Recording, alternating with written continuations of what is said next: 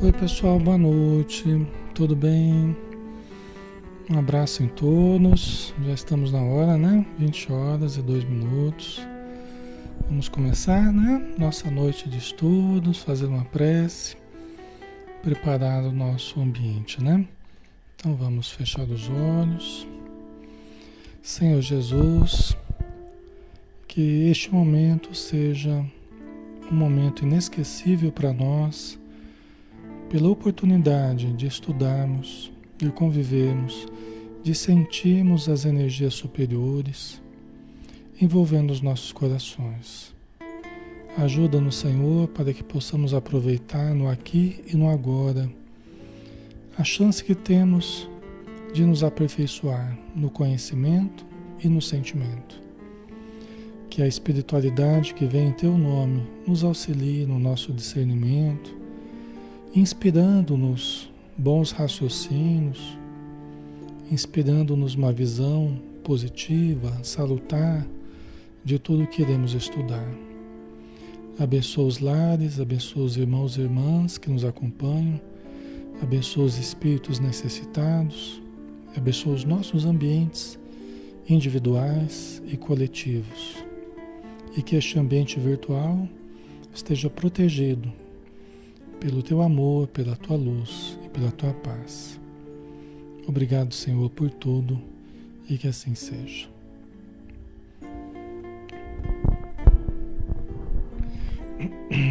Muito bem, pessoal. Vamos então iniciando, né? Muito bom estarmos juntos de novo. Vamos dar sequência ao estudo do livro Paulo Estevão, 34º dia de estudo, né? É um livro de Emmanuel através da mediunidade de Francisco Cândido Xavier. Segundo alguns, é o livro que o Chico mais gostava, dos que ele psicografou, né? Nós estamos na segunda parte deste livro, capítulo 4, Os Primeiros Labores Apostólicos.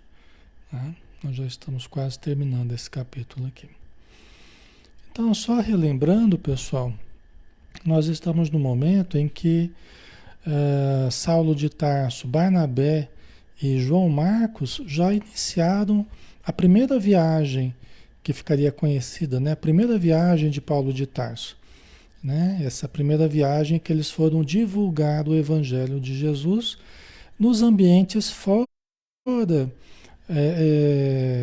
dos ambientes judaicos, fora da Palestina, né? Então eles saíram desse contexto e foram para outras terras, outros povos, né? A princípio mais próximos ali, né? Depois nas outras viagens ele foi mais longe, né?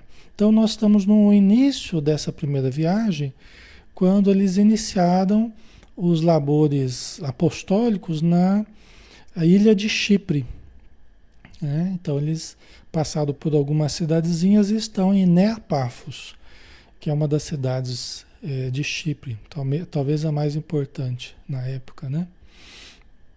Então vamos lá. Os acontecimentos abalaram a opinião da cidade em peso. Os resultados eram os mais confortadores. Foi quando enorme surpresa chegou ao espírito dos missionários. A manhã ia alta, Saulo atendia a numerosos necessitados, quando um legionário romano se fez anunciar. Porque eles estavam tendo grande sucesso, né? Em Neapafos, assim como nas outras cidades que eles passaram. E Saulo tinha começado a falar. Barnabé estava muito cansado, eles estavam tendo muito trabalho e Saulo começou a participar mais ativamente das pregações, né? E até Barnabé estava impressionado com ele, né? Porque ele não sabia que Saulo tinha desenvolvido tanto a oratória, né? E Saulo começou a dar um verdadeiro show, né? Nos conceitos evangélicos, né? Nas imagens que ele trazia, principalmente falando aos necessitados, aos doentes, né? Aos mais pobres. Ele tinha essa ligação com essas pessoas mais humildes, mais necessitadas, né? Então, começaram a promover curas, né? A gente conversou sobre isso na semana passada, através da imposição de mãos, através da água fluida, né? Então eles distribuíam a água, né? E aquela água carregava o poder curativo, né? Como a gente usa hoje nas casas espíritas, né? A água fluida. E acabava levando às curas também, né? Juntamente com a imposição de mãos e com a mudança vibratória das pessoas que iam ouvindo as pregações, né? Então, essa notícia, ela começou a correr, né? Esse trabalho de curas que eles estavam fazendo, as pregações, começou a correr na ilha toda, né? E chegou até o palácio provincial, né?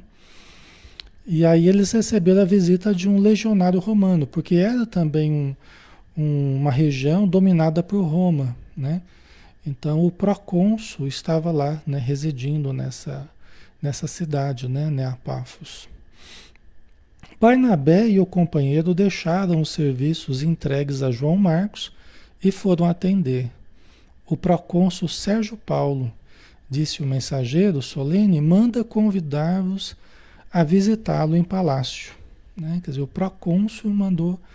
Foi, na verdade, foi como que uma ordem, na verdade, não foi muito um pedido, não. Que eles fossem visitá-lo no palácio, né? Eles ficaram meio preocupados. Será que eles seriam expulsos, né? Eles ficaram preocupados, né? Mas aí o Saulo de Tarso, ele ficava tentando lembrar de onde que eu conheço esse nome, Sérgio Paulo, né?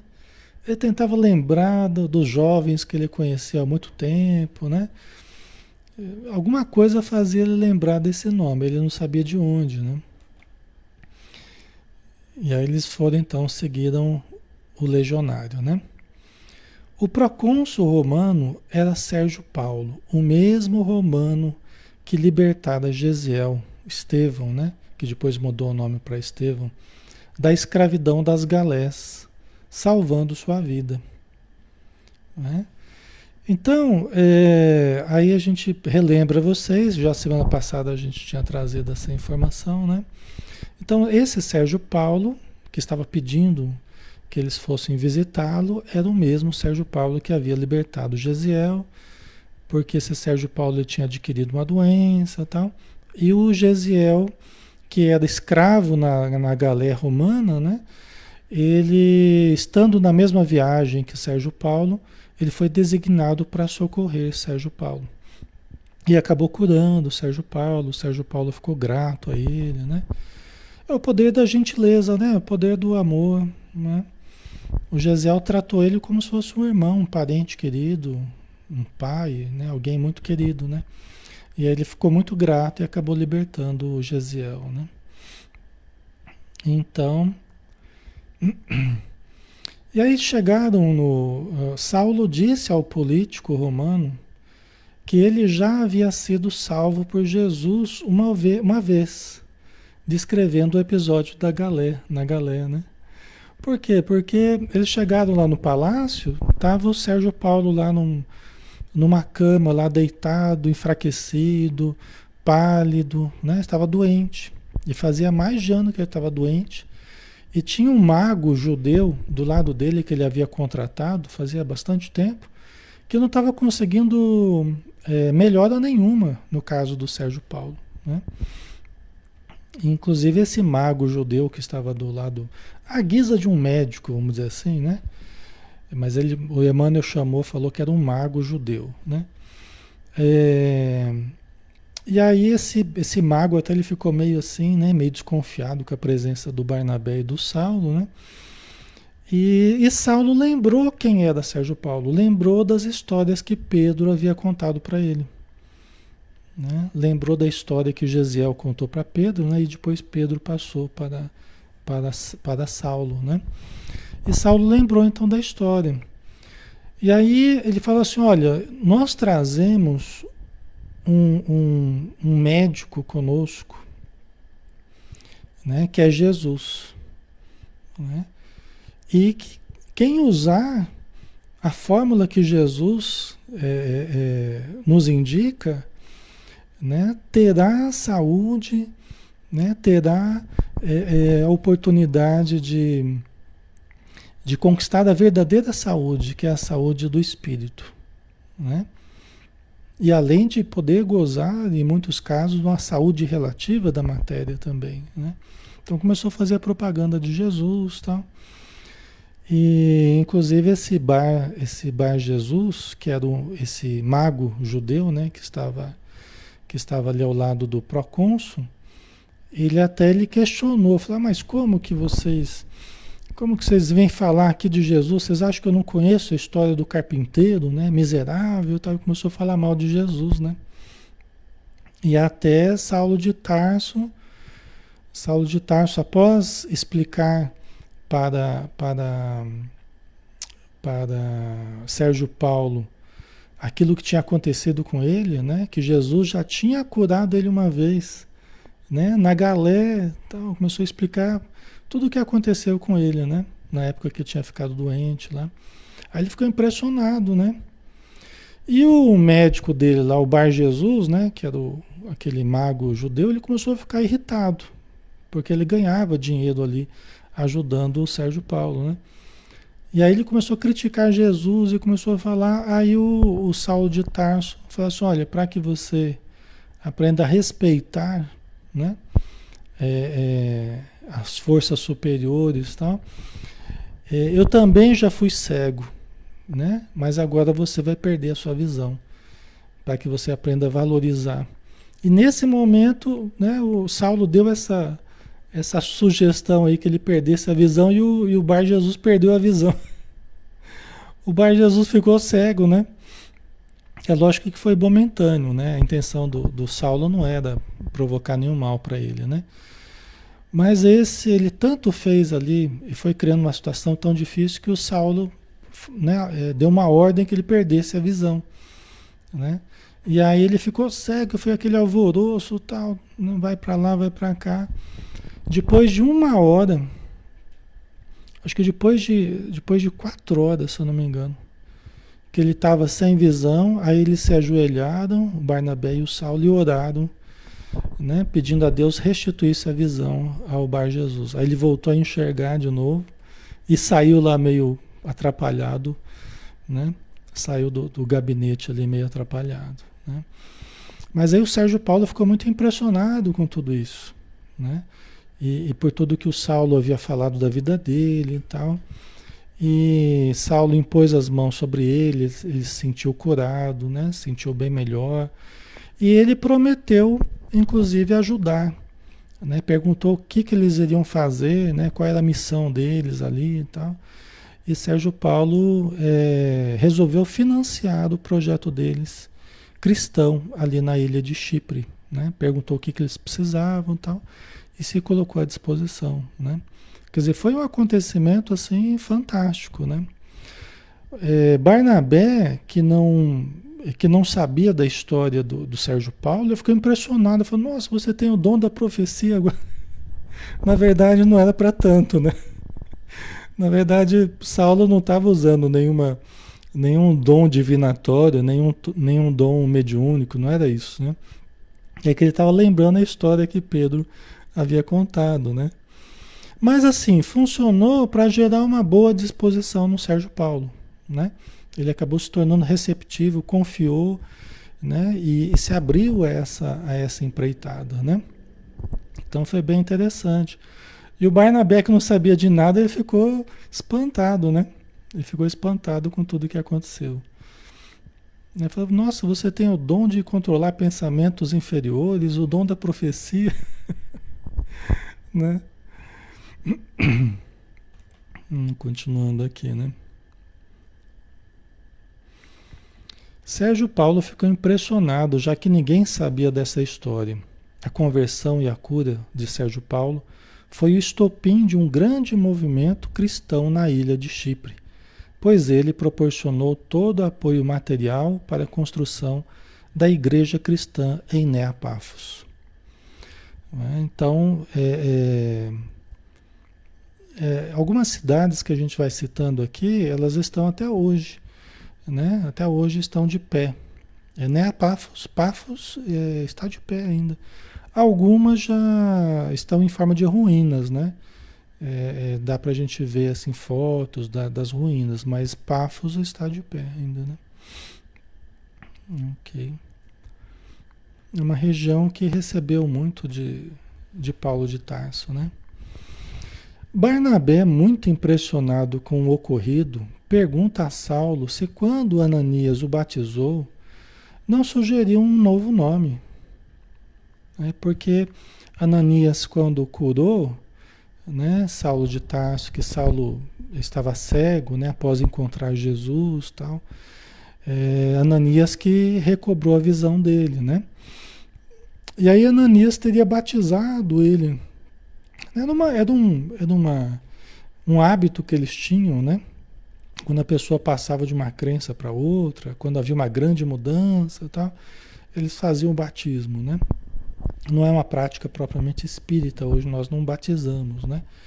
Até Emmanuel estava lendo outro dia mesmo, no livro Caminho, Verdade e Vida. Acho que ontem ou antes de ontem, eu estava lendo sobre a questão do batismo, né? O Emmanuel discorrendo sobre a questão do batismo. Que na época era até uma necessidade que eles tinham, né? Só que hoje não haveria mais essa necessidade, né? Emmanuel nos fala nesse livrinho Caminho, Verdade e Vida, né? E o próprio Jesus não batizou ninguém, né? Ele falou, eu trago comigo um batismo que é o batismo de fogo, das provas que eu irei passar. Esse vai ser o meu batismo, né? Então, mas aí ele perguntou, né, se Ananias não tinha sugerido a mudança de nome, porque era uma coisa comum também eles mudarem o nome quando batizavam, né? Um novo nome, como uma nova vida, vamos dizer assim, né? E aí Saulo começou a pensar nisso, né? Falou, olha, realmente, né? É, ele reconheceu, né? Vou até ler aqui, ó. Saulo, após reconhecer que o benfeitor romano na ilha era um marco em sua história de vida, decidiu começar a assinar seu nome à moda romana, ao invés do grego, né? A moda romana, passando a assinar Paulo de Tarso, ao invés de Saulo de Tarso, né? O Saulo, ele era grego, mas ele tinha cidadania romana, ele era grego e romano, né? Falei, então eu vou mudar uma letra, vou continuar com o mesmo nome, vou mudar apenas a inicial, né? Para marcar para sempre. E até o final da vida realmente ele assinou Paulo de Tarso, né? Que é o mesmo nome, só que como os romanos escrevem e falam, tá? Certo? Ok, pessoal, tá ficando claro? Qualquer dúvida aí vocês coloquem, tá? A Natália, no entanto, Jesus foi batizado por João, não? Sim, Jesus se deixou batizar por João, né? Até porque o batismo de João já era um avanço perante o que se fazia na época, né? Que se utilizava na época a circuncisão como esse rito de passagem aí, né? Que os judeus usavam, né? Até a circuncisão que vai dar um trabalho danado para o Saulo de Tarso, né? A questão da circuncisão, né? Então, Jesus se submeteu a esse momento, né? Não porque havia uma necessidade propriamente dele mudar, porque ele estava sendo batizado na nova crença, não. Ele, na verdade, ele era maior do que João, né? Jesus era maior do que João Batista, né? Se fosse pensar, é João que tinha que ser batizado por Jesus, né? Mas é que João era primo de Jesus. E Jesus, ele estava apoiando ali o que João estava fazendo, né? O João era considerado um profeta, né? Respeitado pelo povo, né? Temido pelas autoridades. João estava sendo considerado um profeta, né? E muitos dos que seguiam João passaram a seguir Jesus. Muitos que estavam seguindo João Batista depois foram seguir Jesus. Inclusive tem uma passagem no Evangelho que os seguidores de João foram conversar com Jesus. Falou, você é aquele que era para vir ou nós devemos esperar outro?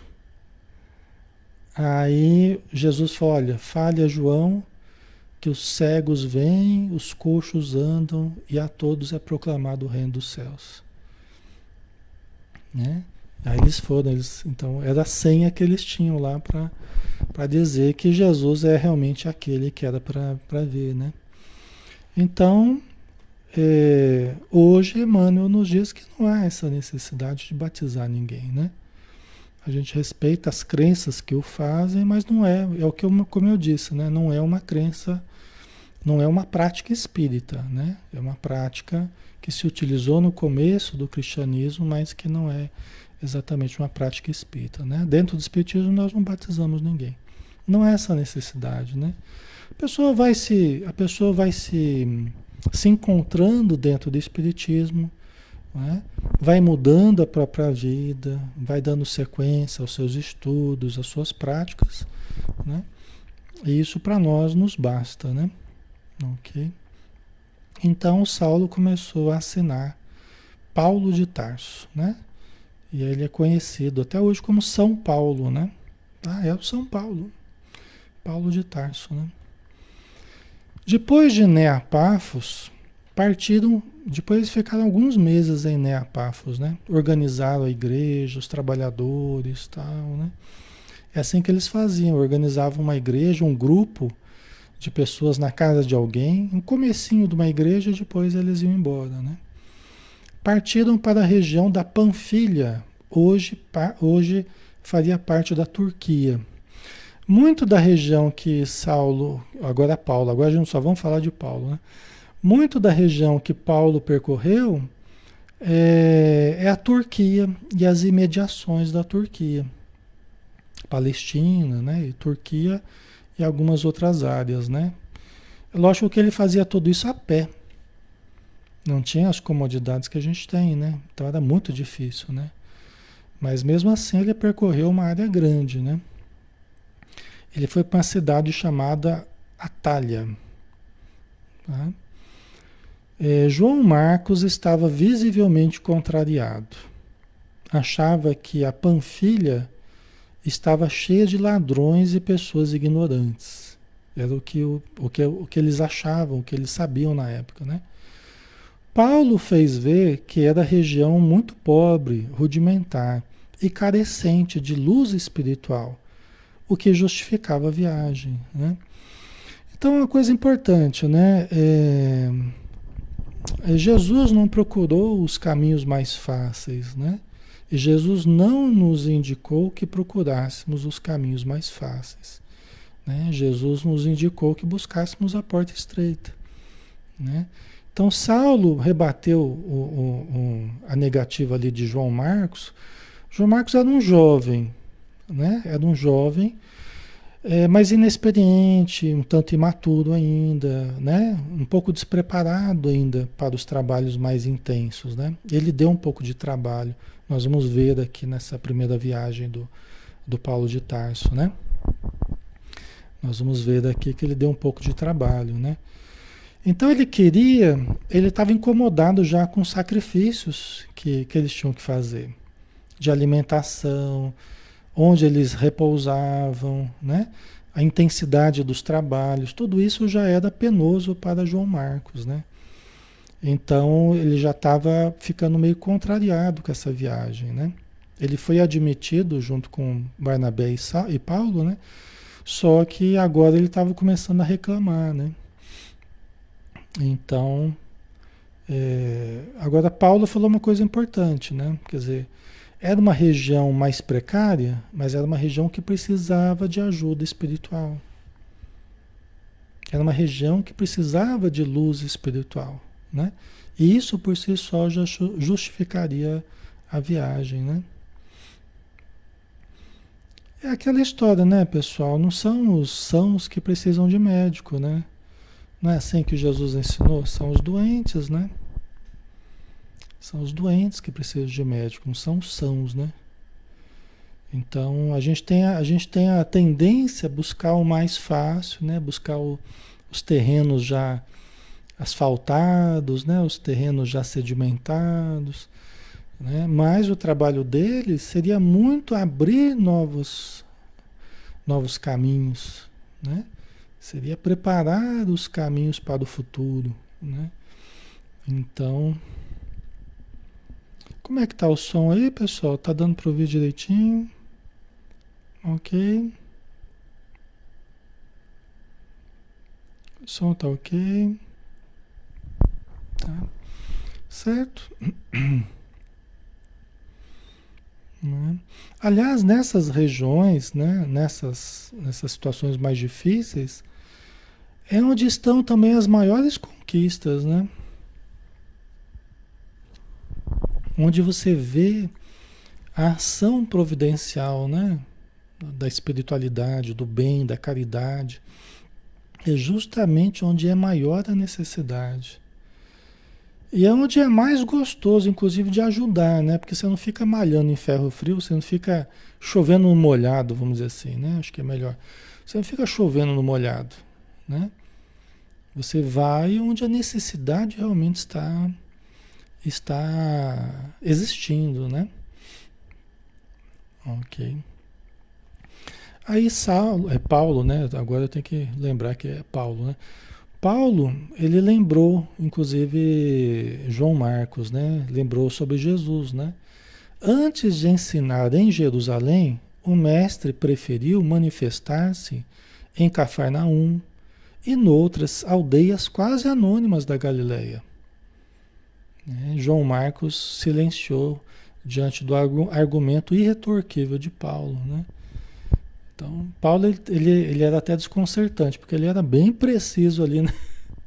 Na argumentação dele não tinha como a pessoa fugir, a lógica dele, né?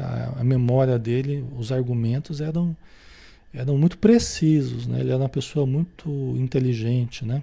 Aí João Marcos não teve nem o que falar, né? É verdade. Jesus, antes de ir para Jerusalém, ele ensinou um bom tempo ali nas cidadezinhas humildes ali na beira do lago de Genezaré, né? Tá?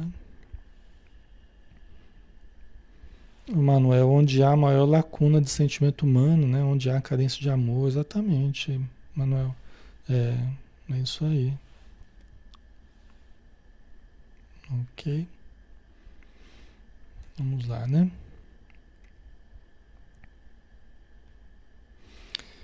O povo simples, aí eles foram para a Atália, né? Lá na Panfilha, né? Na região da Turquia. É uma das regiões hoje, né? Da Turquia, né? O povo simples acolheu a pregação de Paulo com profundo interesse, tá vendo? Né? Ele falava de Jesus como de um príncipe celestial que visitara o mundo e fora esperar os súditos amados na esfera da glorificação espiritual, né? Paulo tinha que fazer o marketing ali de Jesus, né? Tinha que vender a imagem ali, né? E é verdade, exatamente, né? É um príncipe celestial, tá tudo certo, né? Que visitara o mundo e fora esperar dos súditos amados na esfera da glorificação espiritual, né? E as pessoas adoraram, né? Muitas pessoas que assistiram Paulo nessa cidade, né?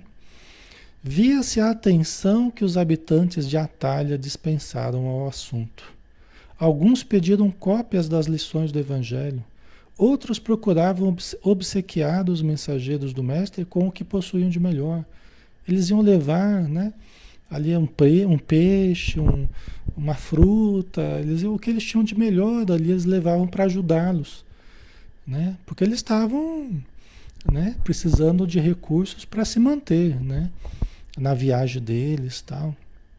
Então eles iam lá copiando os evangelhos de Mateus, que era o que existia, e essas cópias iam gerando outras cópias e propagando a mensagem de Jesus, né? Tá? Hoje a gente tem uma facilidade tão grande, né, pessoal? Ainda mais com os livros digitais, né? Que de um livro você pode tirar infinitas cópias, né? Já pensou? Né? A facilidade do livro digital, mesmo que alguns não gostem de ler no livro digital, então, mas eu digo assim, na facilidade, né? Hoje você não tem nem que fazer a manufatura do livro, do conhecimento ali para você reproduzir, né? Você passa um livro para outro lado do planeta, você passa Num segundo, né? Que coisa, né? Então, mas mesmo que os livros hoje, né? A facilidade que a gente tem também, né? De aquisição, tudo bem mais fácil, né? É, hum. Vanildo, ele tinha que pregar o que o Mestre Jesus ensinou, né, Alexandre? É verdade, Vanildo. Tinha que levar para frente, né? Porque como ele mesmo disse, né, Vanildo? Se eles não fizessem isso, daqui a pouco os próprios judeus iam acabar com a mensagem de Jesus. Porque eles estavam incomodados, né? Com a presença do cristianismo nascente, né? Eles estavam incomodados, né? Então, se eles não cuidassem de levar para outros ambientes, para outros lugares, daqui a pouco ficaria só o discurso dos judeus falando que ele foi um criminoso, né? Então, era muito importante essa divulgação, né? Ok. Então, o pessoal da Atalha se interessou bastante, né? E é bom, é como o Espiritismo, né? É como o Espiritismo hoje, quando a gente vai ensinar para pessoas, quando a gente vai explicar sobre a doutrina espírita para pessoas que nunca ouviram falar, como é gostoso, né? Porque as novidades, né? As dúvidas que surgem. Então, eles faziam perguntas também bastante ingênuas, às vezes, né? Pro Saulo, pro Barnabé, né? Eles faziam algumas perguntas assim, né? E eles iam respondendo, iam explicando sobre Jesus, né? Então é sempre bom a gente ver esse interesse, né? Sobre um princípio novo, né? Por isso que Emmanuel fala, né? Que a maior caridade que nós podemos fazer para a doutrina, não é a maior caridade que a gente possa fazer, a maior caridade que a gente possa fazer para a doutrina é a sua divulgação. A maior caridade que a gente pode fazer para a doutrina. Que caridade que a gente pode fazer para a doutrina? É a divulgação da doutrina. Por quê? Porque qualquer doutrina, ela para continuar existindo, ela precisa ser divulgada. Senão ela desaparece, né? Então, a maior caridade que nós podemos fazer para a doutrina é a sua divulgação, né? Então, isso é uma coisa importante, né? E o cristianismo, ele precisou dessa divulgação também, né? Ok, certo. Outro problema surgiu em Atalha. João Marcos havia ficado responsável pelo preparo das refeições, mas mostrara-se insatisfeito. Embora a generosidade de Paulo, assumindo também essa função, o rapaz continuava acabrunhado. Ei, João Marcos! O João Marcos está dando trabalho aqui, né? Ele que ficava fazendo a comida e os dois iam trabalhar na pregação, tirando as dúvidas e tal, né? Atendendo as pessoas, João Marcos fazia as refeições. Aí começou a não querer mais fazer. Aí o Paulo, com toda a paciência, falou: "Não tem problema, João, que você não fique chateado por causa disso. Eu assumo, a gente reduz a nossa alimentação, as formas mais simples, as frutas, às vezes um peixe que eu tenho prática de preparar o peixe, eu mesmo preparo, fica tranquilo." Mas mesmo assim ele continua acabrunhado. É porque ele estava de má vontade, né? Ele já estava insatisfeito com a viagem, né? Com os cansaços e tal. E ele estava meio de má vontade já, né? Mas isso aqui, pessoal, até a gente coloca, podia até não colocar, mas a gente coloca, por quê? Para demonstrar também a importância da gente não escolher tarefas, né? A importância da gente estar ali disposto a ajudar, da gente cultivar a boa vontade.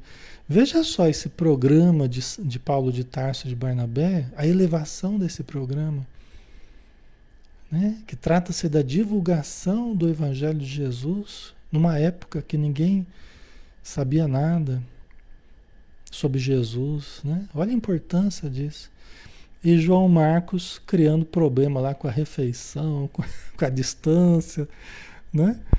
Então, aí a gente vê a importância da boa vontade, né? De colocar os interesses coletivos acima do nosso interesse pessoal, né? De colocar os interesses da caridade, da divulgação acima dos nossos caprichos pessoais, né?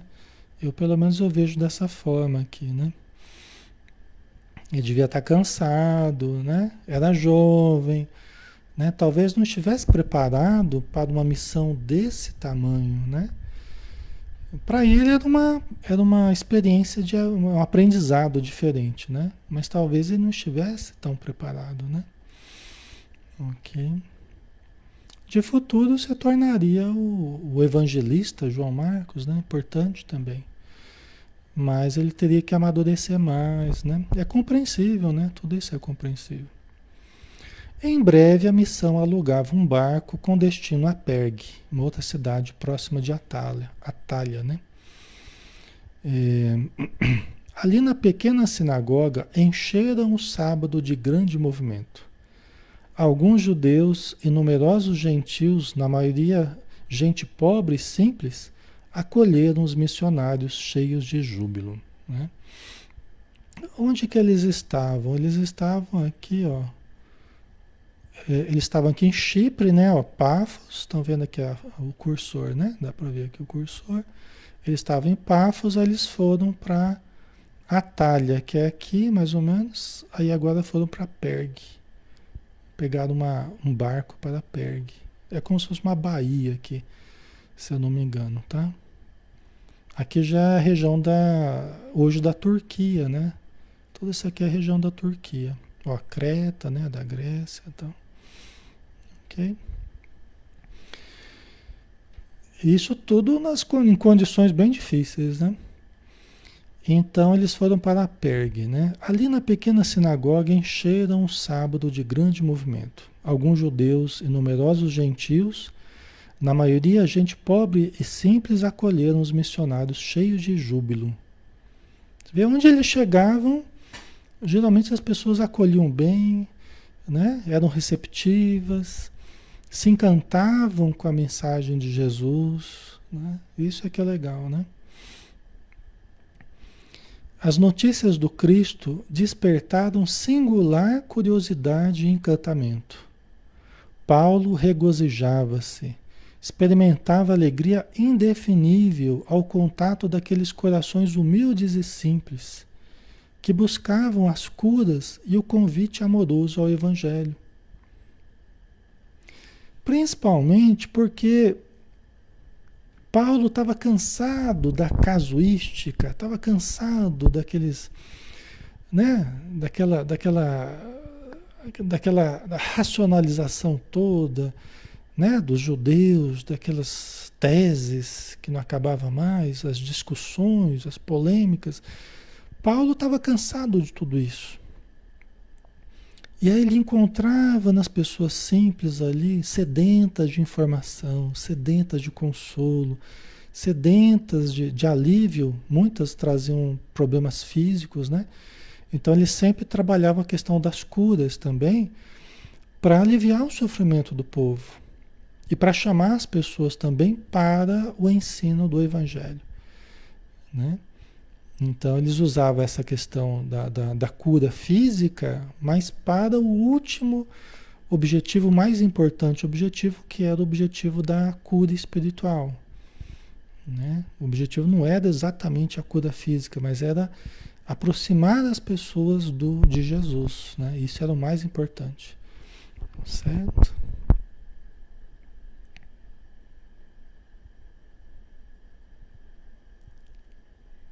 Ok.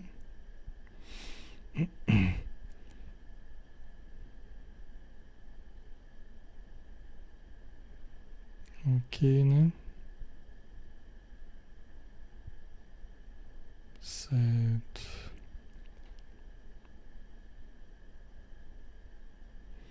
Ok, né, pessoal?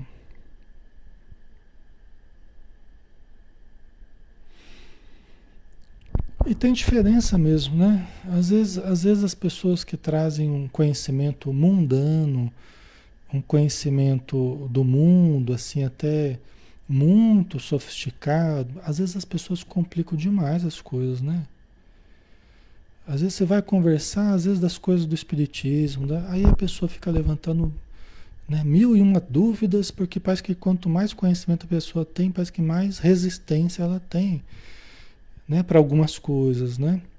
E as pessoas mais simples, elas parece que elas entendem às vezes mais facilmente. É interessante, né? A pessoa tem menos informação, mas entende a coisa mais facilmente. É o que no Evangelho segundo o Espiritismo, a gente vê, os Espíritos falam, né? Da maturidade do senso moral.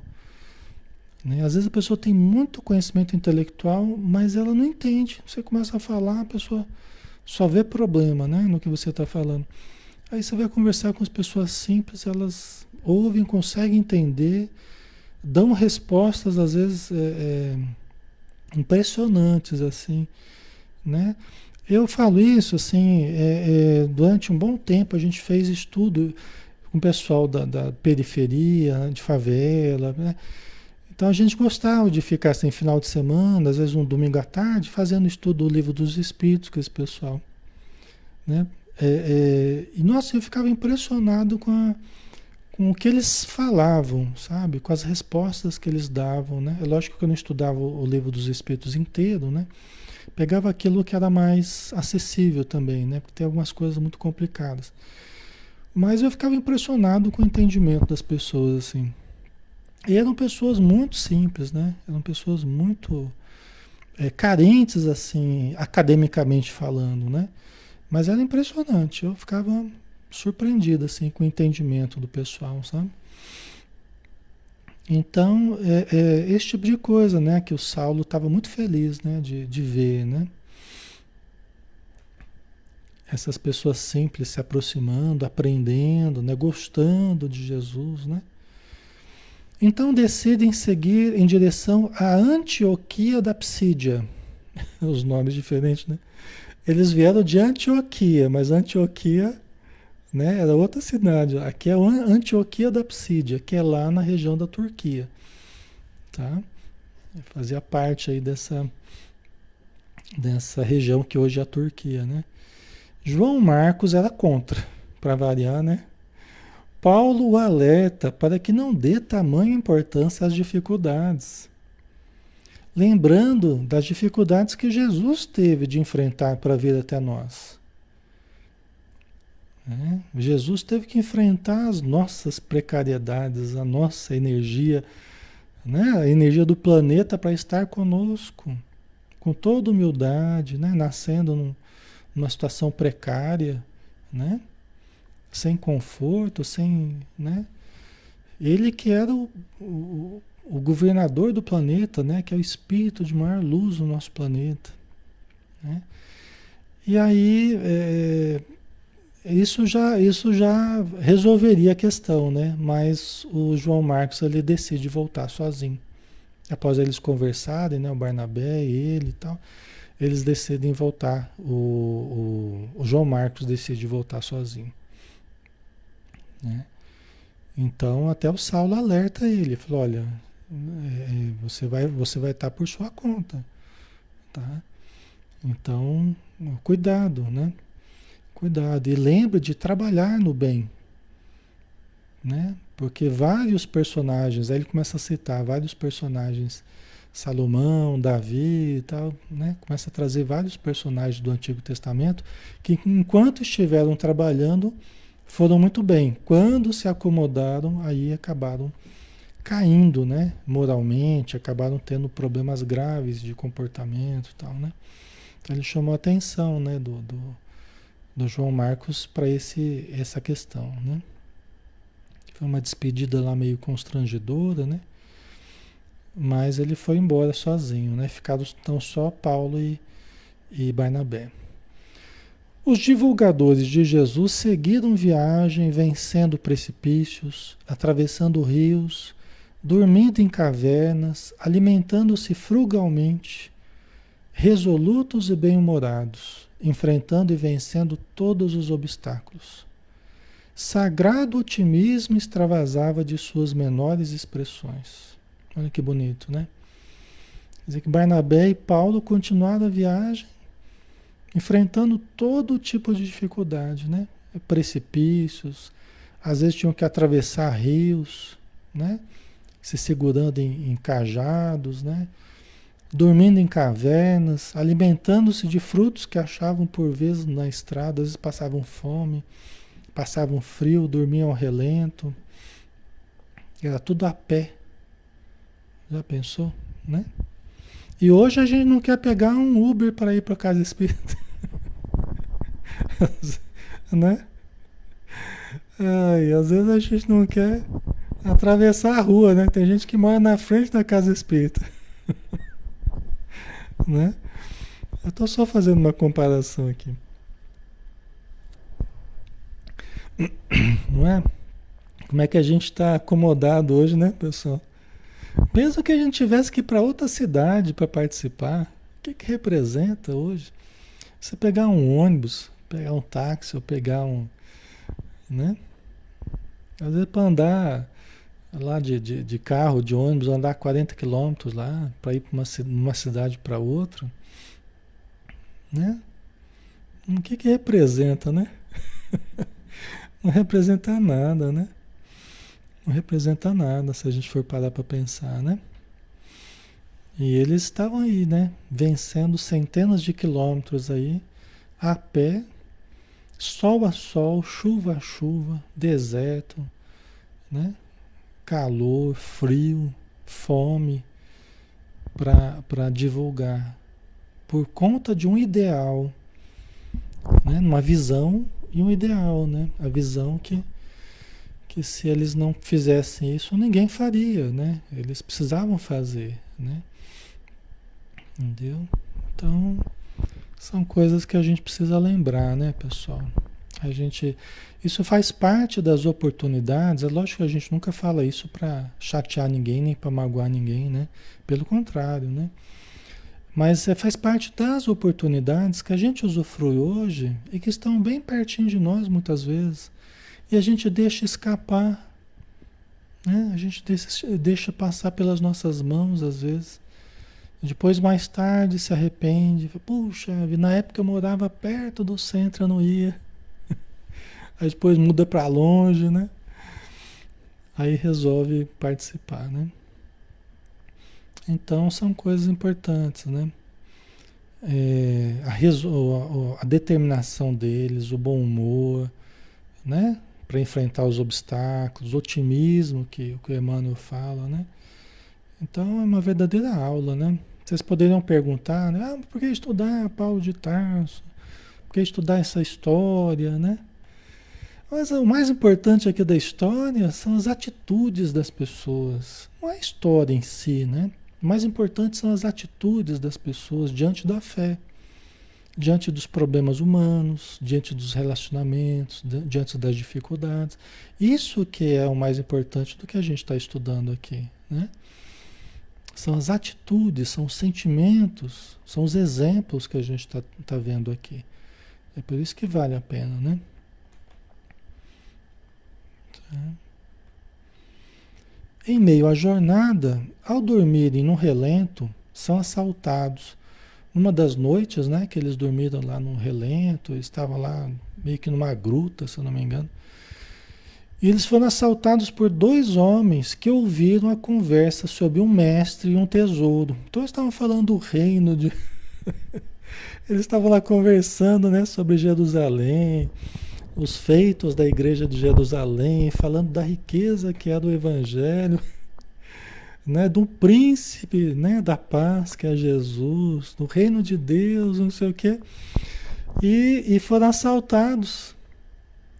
Porque dois assaltantes começaram a ouvir essa conversa de príncipe, reino, riqueza, né? Só que eles ouviram só essas palavras, né? Eles não ouviram que se referia ao evangelho, né? Ao reino de Deus, né? E aí eles foram roubar os dois, né? Os dois assaltantes aqui. E apontando para os rolos do papiro que os bandidos... desculpa. E apontando para os rolos do papiro, os bandidos questionam se estes documentos levam ao tesouro. Né? Como se fosse a mina do tesouro, né? Os bandidos perguntando para para Paulo, né? Para os dois lá, né? Ao que Paulo responde: quem encontrar esse tesouro nunca mais sentirá necessidades. Pronto.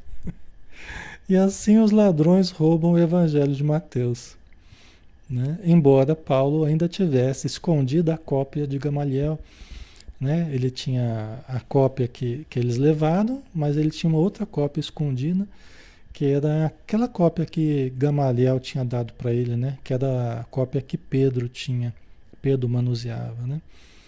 Porque eles também não podiam ficar sem a cópia do evangelho, porque ia dar um problema danado, né? Acho que a missão tinha que ser abortada.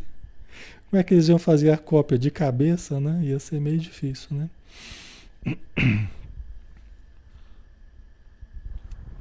Para divulgar Jesus, né? Porque eles tinham que ir fazendo as cópias e tal, né?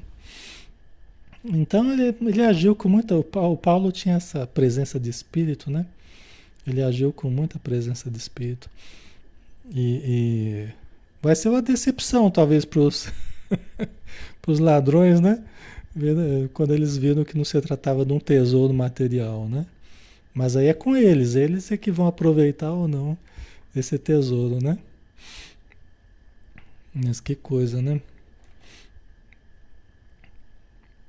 Aí continuando aqui.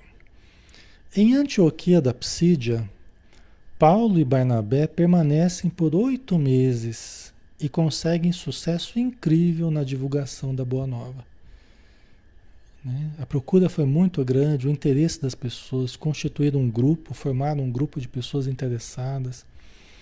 Ambos estavam doentes, né? Ora, Barnabé ficou doente no começo, depois Paulo de Tarso ficou muito doente, o pessoal até tirou sarro, né? Os judeus tiraram sarro dele, falando que ele tinha falado, né, em salvação, e agora ele não conseguia salvar ele mesmo, né? Estava doente, estava curando pessoas e daqui a pouco ele acabou ficando doente. Aí os judeus começaram a tirar sarro dele, né? Ele se recuperou e continuou a pregação, né? Aí os judeus despeitados formaram grupo, né, para bani-los da cidade, né? Então eles foram banidos de Antioquia da Psídia por ação dos judeus, para que a situação não ficasse pior, né? Para que eles não fossem mortos, né? Então você vê que coisa, né? Os sacrifícios, né? Que Paulo precisou, né? Ok. Certo.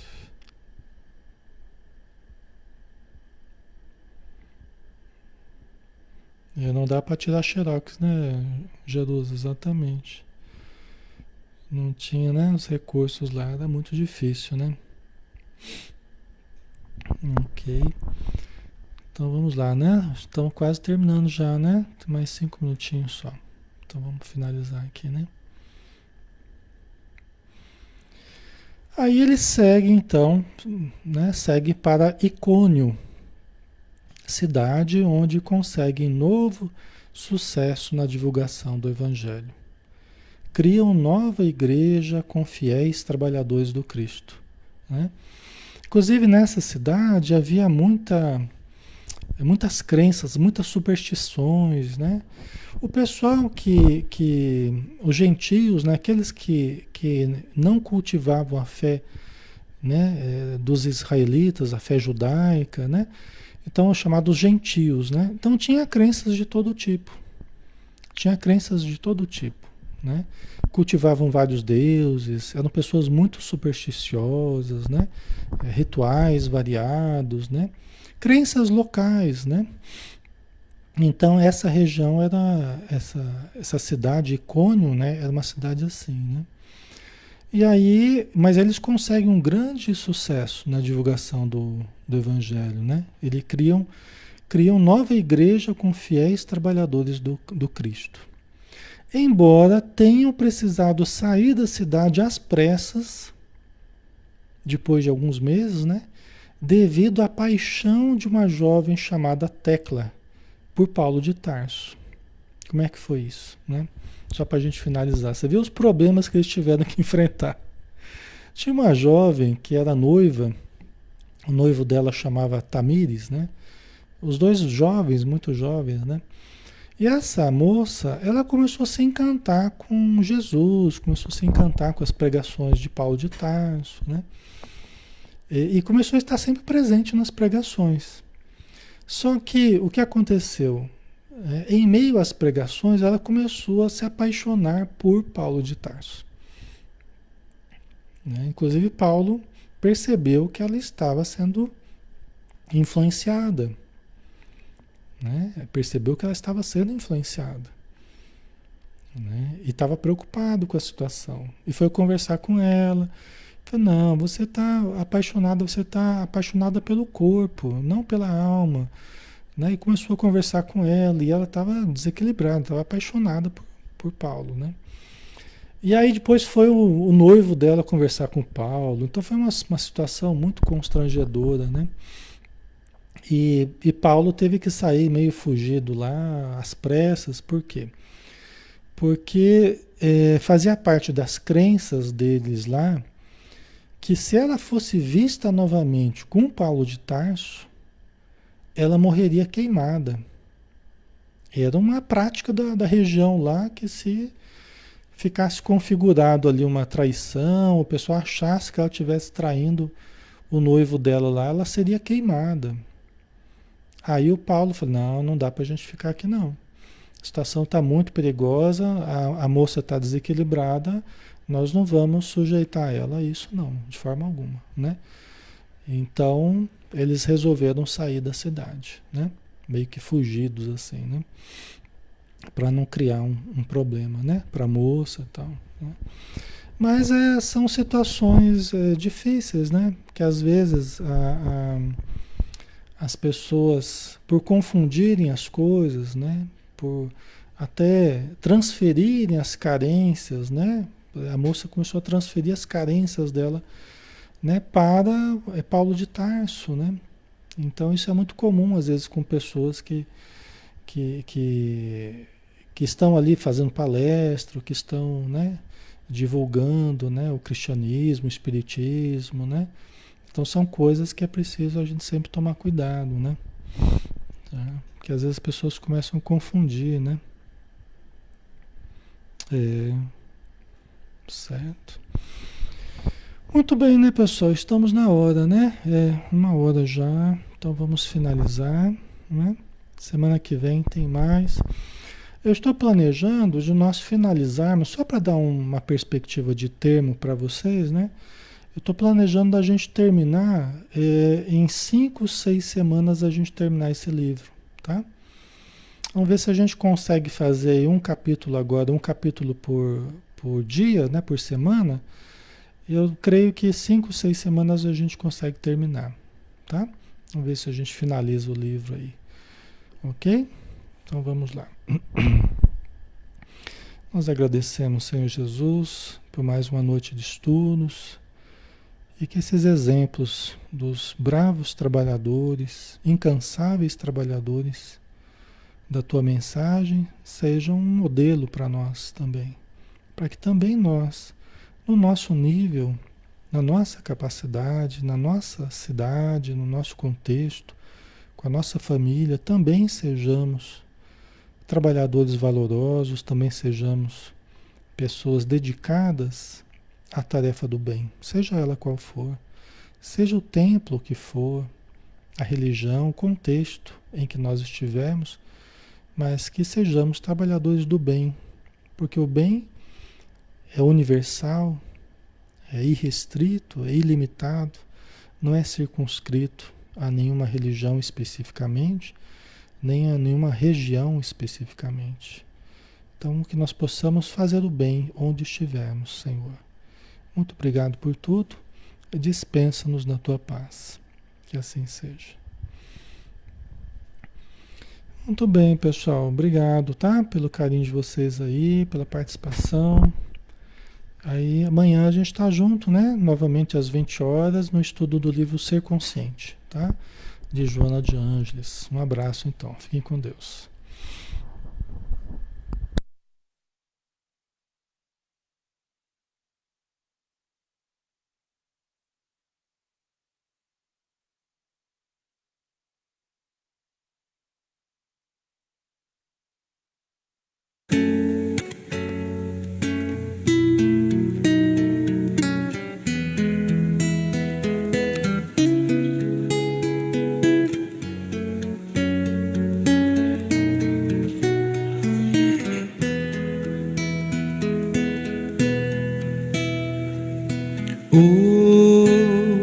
Hoje eu estou tão em paz comigo, parece até que não faz sentido o que eu tenho chorado, o que eu tenho sofrido.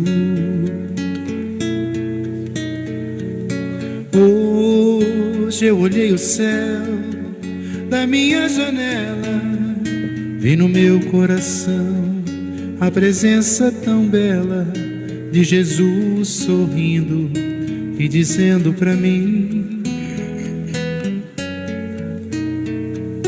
vem, deposita em minhas mãos todos os seus problemas, levante esse olhar, não chore, não tema, não perca essa fé que você tem em mim. Quem vem a mim se alimenta do pão da vida, quem segue meus passos não sente as feridas, tem a paz que eu dou, é feliz enfim. Senhor, perdoai meus pecados, me aceite ao seu lado, me deixe tocar esse manto sagrado, e a graça que eu peço terei na sua luz. Senhor, quem sou eu para que entreis em minha morada, mas um fio da sua luz numa telha quebrada ilumina uma vida para sempre, Jesus. Senhor, consolai os que choram, curai os que sofrem, nas ruas, nos guetos, nos becos escuros, na chuva, no frio, sem teto e sem pão. Piedade daqueles que pensam que a felicidade é riqueza, o poder. Ser feliz na verdade é quem tem Jesus dentro do coração. Jesus Salvador, Jesus Salvador, Jesus Salvador, para sempre Jesus.